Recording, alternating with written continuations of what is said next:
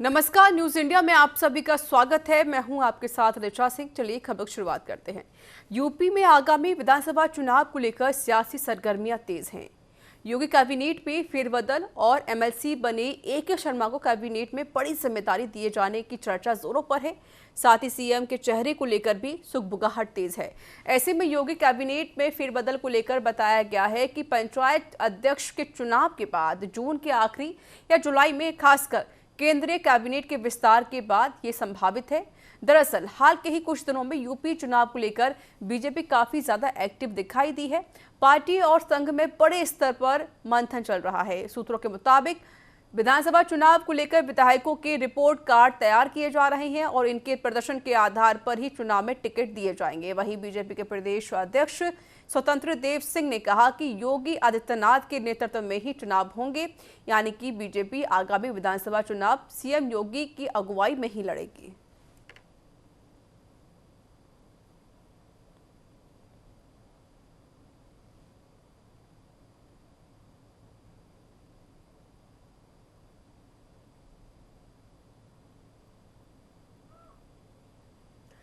तो आपको बता दें कि सीएम योगी की अगुवाई में ही 2022 का चुनाव होगा। कैबिनेट में फेरबदल पर जुलाई तक हो सकता है निर्णय। हालांकि अभी कोई निर्णय नहीं लिया गया है। यूपी में फिलहाल कोई कैबिनेट फेरबदल नहीं होगा, लेकिन आशंका जताई जा रही है कि हो सकता है कि जुलाई के लास्ट में कैबिनेट में फेरबदल हो सकता है। तो आपको बता दें कि 2022 में विधानसभा के चुनाव आने वाले हैं। इसको लेकर अब यही कहा जा रहा है कि सीएम योगी आदित्यनाथ की अगुवाई में ही बीजेपी चुनाव लड़ने जा रही है।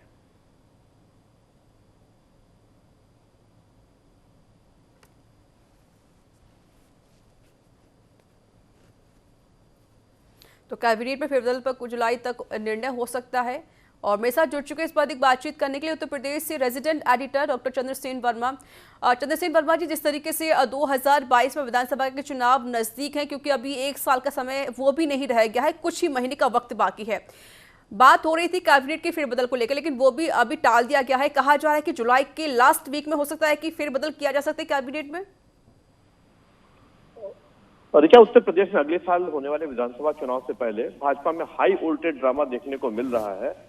जून में जिस तरीके से उत्तर प्रदेश का मौसम का तापमान बढ़ा है, उसी तरीके से भाजपा में सियासी पारा सबसे तेज बढ़ता हुआ दिखाई दे रहा है। और कल का दिन सबसे अहम रहा और सबसे गर्म दिन रहा उत्तर प्रदेश के लिए कि जब प्रभारी राधा मोहन सिंह गवर्नर से मिलते हैं, उसके बाद में बंद लिफाफा सौंपते हैं और उसके बाद में वो विधानसभा अध्यक्ष से भी मिलते हैं और कई तरह के कयास लगाए जा रहे हैं। लेकिन भारतीय जनता पार्टी ने केंद्र नेतृत्व ने और स्वतंत्र देव ने, जो अध्यक्ष हैं भारतीय जनता पार्टी के प्रदेश अध्यक्ष हैं, उन्होंने साफ तौर पर कह दिया था कि मुख्यमंत्री के नेतृत्व में ही अगला इलेक्शन लड़ा जाएगा। लेकिन एक धड़ और एक खेमा ऐसा था जो उनके पीछे पड़ा हुआ था, वो उस धड़े में भी निराशा देखी जा रही है।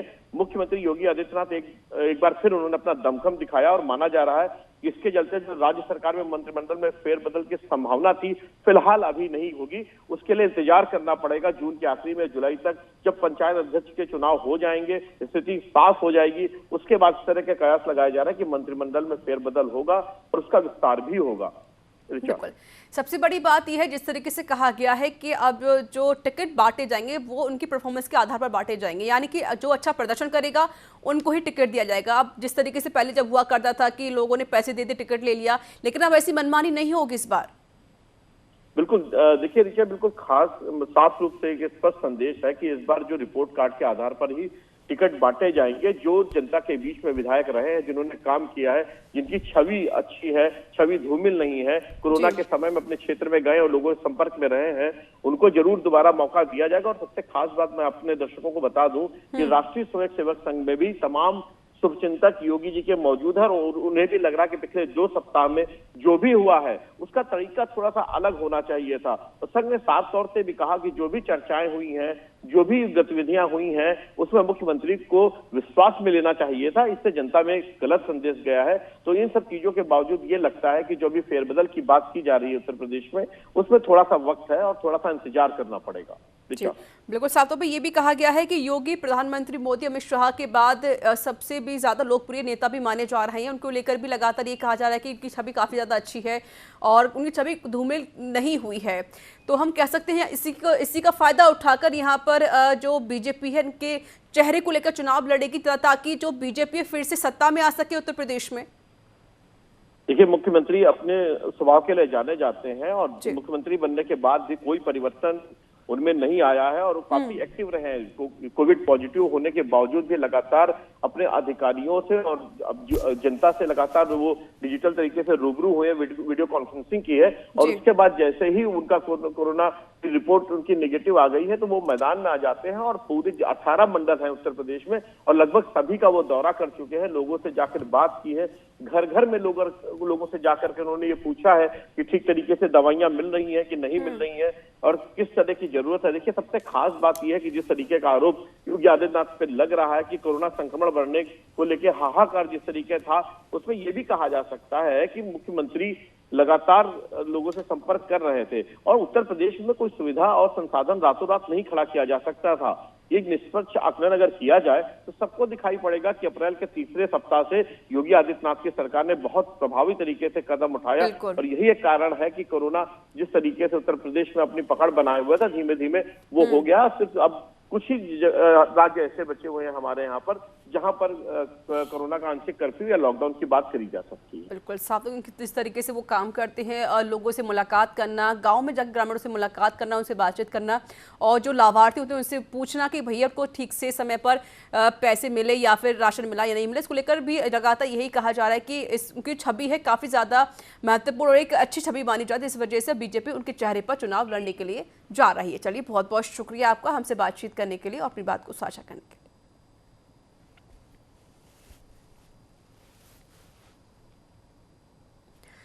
राजधानी दिल्ली में कोरोना वायरस के मामले कम होने के बाद दिल्ली मेट्रो एक बार फिर सोमवार से यानी कि आज से शुरू हो रही है। जहां मेट्रो 50% सीटिंग क्षमता के साथ चलेगी, तो वहीं दिल्ली मेट्रो रेल कॉरपोरेशन ने बताया कि यात्रा के लिए टोकन और स्मार्ट कार्ड दोनों को ही इजाजत मिलेगी। आपको बता दें कि कोरोना की पहली लहर के बाद जब मेट्रो शुरू हुई थी तब टोकन से यात्रा पर रोक लगा दी गई थी। ऐसा इसलिए क्योंकि टोकन को कई यात्री इस्तेमाल करते हैं।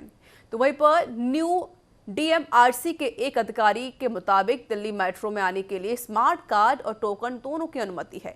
हालांकि संपर्क रहित संचार को ध्यान में रखते हुए स्मार्ट कार्ड को प्राथमिकता दी जाएगी। हालांकि अधिकारी ने यह भी स्पष्ट किया है कि लंबे समय से स्मार्ट कार्ड पर मौजूदा 20% छूट में कोई बदलाव नहीं होगा। तो आपको बता दें कि 28 दिन बाद आज से फिर से दिल्ली में मेट्रो दौड़ेगी और वहीं पर यात्री स्मार्ट कार्ड से यात्रा कर सकेंगे और यहाँ तक कि वो टोकन भी ले सकते हैं, लेकिन जो प्राथमिकता है वो स्मार्ट कार्ड को ही यहाँ पर दी जा रही है। और आपको बता दें कि 28 दिन पहले बंद हुई मेट्रो रेल सेवा आज से शुरू हो रही है। तो वहीं सुबह 6 बजे से लेकर यह मेट्रो शुरू हो जाएगी और हो भी चुकी है 6 बजे से, जो कि रात के 11 बजे तक चलेगी, जिसमें 50% की क्षमता में लोग सफर कर सकते हैं। तो यात्री सिर्फ स्मार्ट कार्ड ही नहीं बल्कि वो टोकन का भी इस्तेमाल कर सकते हैं, लेकिन जो प्राथमिकता है वो स्मार्ट कार्ड को ही दी जा रही है। साथ ही कोविड गाइडलाइन का पालन करना होगा, मास्क लगाना होगा, सोशल डिस्टेंसिंग का पालन करना होगा। और वहीं आपको बता दें कि इनमें 25% यात्री बैठकर जाएंगे तो वहीं 25% यात्री खड़े होकर सफर करेंगे।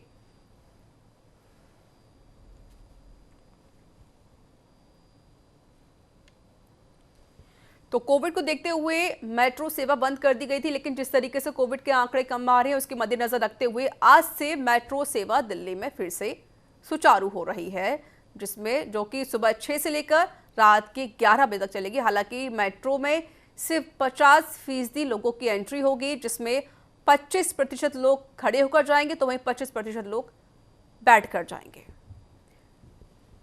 कोविड के जो प्रोटोकॉल का बेहद तौर पर ख्याल रखना होगा।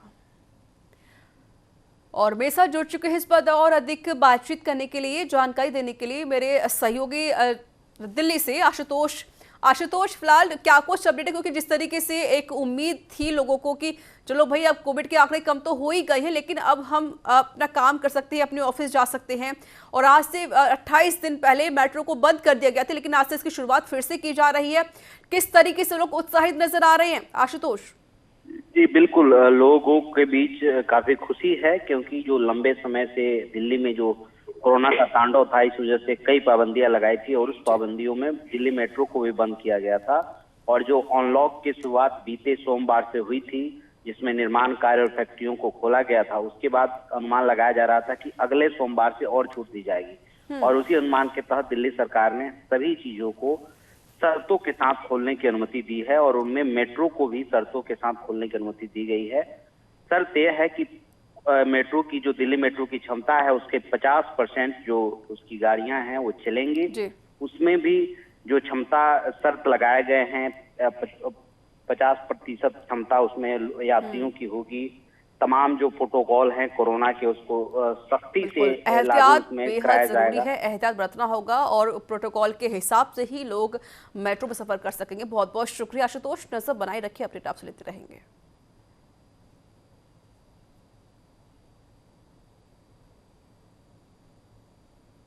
मेट्रो अनलॉक हुआ, चल रहा है, कैसे देखते हैं?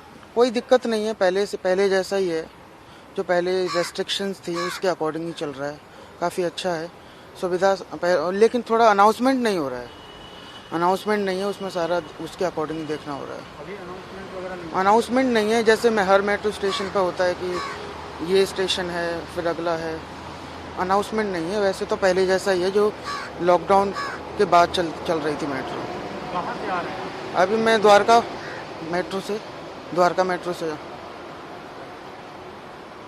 अपना नाम बताइएगा। जी वंदना। कैसे देख रही हैं, आज से मेट्रो शुरू हुआ है दिल्ली में, किस तरह से देख रही हैं? It's all okay. क्या डिफरेंसेज है अब पहले से? डिफरेंसेस तो कुछ भी नहीं है, बस थोड़ा सा अनाउंसमेंट की दिक्कत है, वरना सब ऑल ओके है। Thank you. केंद्र सरकार एक ऐसी मैकेनिज्म पर विचार कर रही है जिसके तहत घरेलू हवाई यात्रियों को कम से कम परेशानी में यात्रा की सहूलियत दी जा सके। केंद्र सरकार इस बात पर विचार कर रही है कि जिन लोगों को वैक्सीन के दोनों डोज लग चुके हैं, उन्हें देश में कहीं भी यात्रा करने के लिए RT-PCR रिपोर्ट की जरूरत नहीं होगी।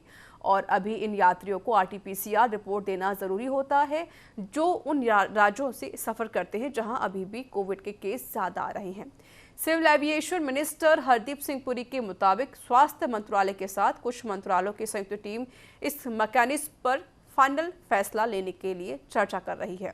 ये फैसला केवल सिविल एविएशन मिनिस्ट्री ही नहीं करेगा, बल्कि इसमें सरकार के साथ काम कर रही कई एजेंसियां और हेल्थ एक्सपर्ट को भी शामिल किया जाएगा। ये सभी यात्रियों के हितों का ध्यान रखते हुए फैसला लेंगे।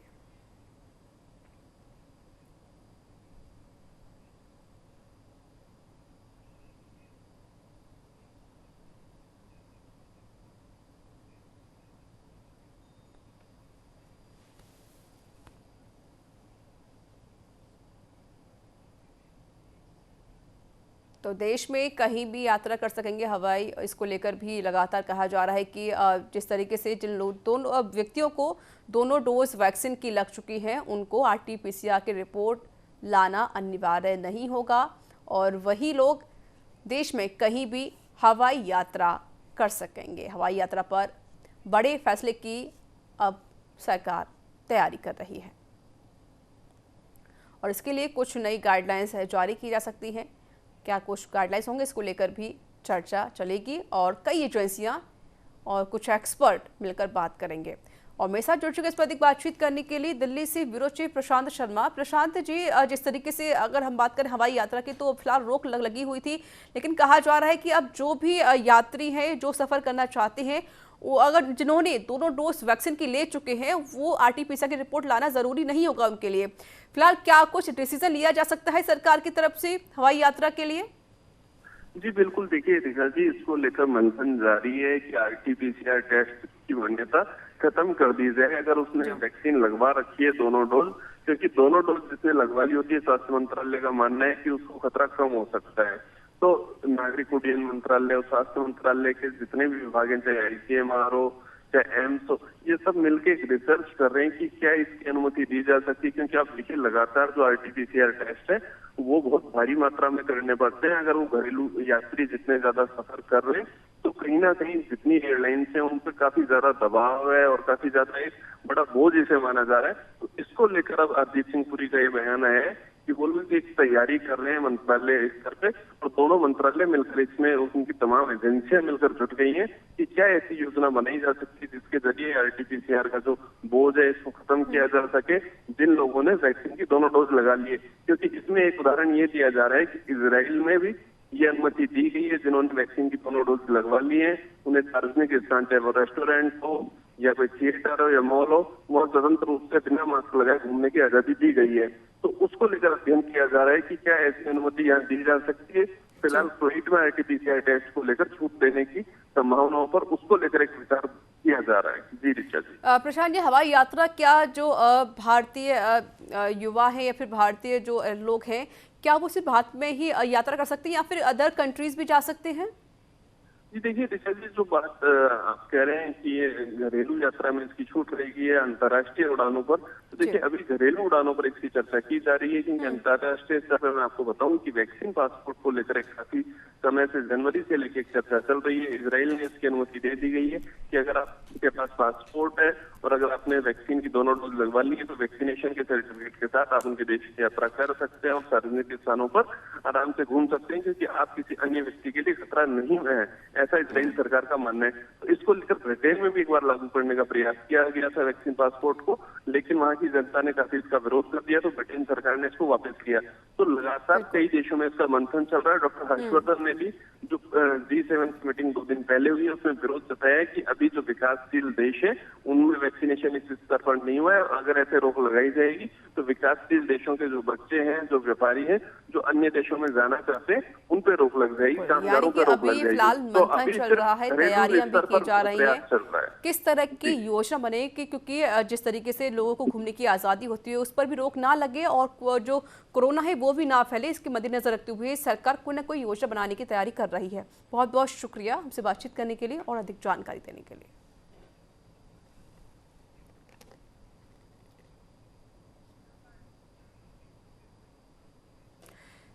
PNB बैंक घोटाले के आरोपी मेहुल चौकसी ने डोमिनिका कोर्ट में कहा कि वह कानून को मानता है और वह भागेगा नहीं। मेहुल ने यह बात डोमिनिका हाई कोर्ट में दायर एक हलफनामे में कही है। मजिस्ट्रेट कोर्ट में उसने जमानत की याचिका लगाई थी, जिसके बाद कोर्ट ने उसकी याचिका खारिज कर दी थी। अब मेहुल कोर्ट ने डोमिनिका हाई कोर्ट का रुख किया। मेहुल ने के हलफनामे में कहा गया है कि वह कानून को मानने वाला शख्स है और उनके देश से नहीं भागेगा। मेहुल ने कोर्ट में यह भी कहा कि उसने PNB बैंक घोटाले मामले की जांच को लेकर उससे पूछताछ के लिए भारतीय जांच एजेंसियों को भी बुलाया है। मेहुल चौकसी का यह बयान पहली बार सामने नहीं आया। 13,500 करोड़ की गबन के आरोपी मेहुल ने साल 2019 में भी बॉम्बे हाई कोर्ट में एक हलफनामे में ऐसा ही बयान दिया था।